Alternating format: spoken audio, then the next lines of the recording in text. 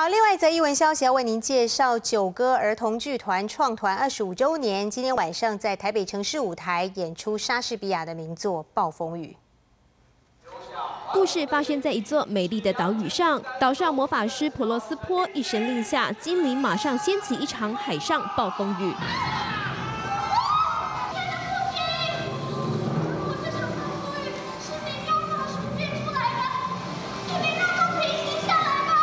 这场暴风雨为魔法师的生命再次带来转折，也将曾经迫害过他的亲人朋友带到岛上，但最后也为女儿找到幸福。暴风雨是莎士比亚的名著，故事里有真实世界的丑陋，但每个暴风雨背后都藏着一个祝福的力量。最终想告诉孩子的是，爱与诚实永远战胜谎言和背叛。所有的每一个事件，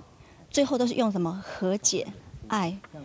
原谅。 去化解，我们也会希望，就是说小朋友进来剧场看了这一出戏，除了看到经典的名句之外，第二个也可以从当中学习，每一道风雨当中背后一定有祝福的力量。饰演魔法师的九歌儿童剧团团长朱树明表示，过去许多人认为儿童剧应该用可爱的方式诠释喜怒哀乐，但九歌一直以来都把孩子当大人。儿童不是未来的观众，儿童现在就是观众。为什么要等到他长大之后？ 才用最诚恳的态度，用最专业的能力来做戏给他们看呢？所有的孩子永远值得我们大人用最专业的能力跟态度来做戏给他们看。剧中除了保留莎士比亚富有诗意的台词，最大的创意就是把故事时空背景从西方拉到东方，把京剧装扮和唱腔、中国宫廷和台湾原住民服饰融入作品当中。另外，也和克罗埃西亚的导演伊维查西米奇合作，希望引进国际优秀导演和国内演员接轨。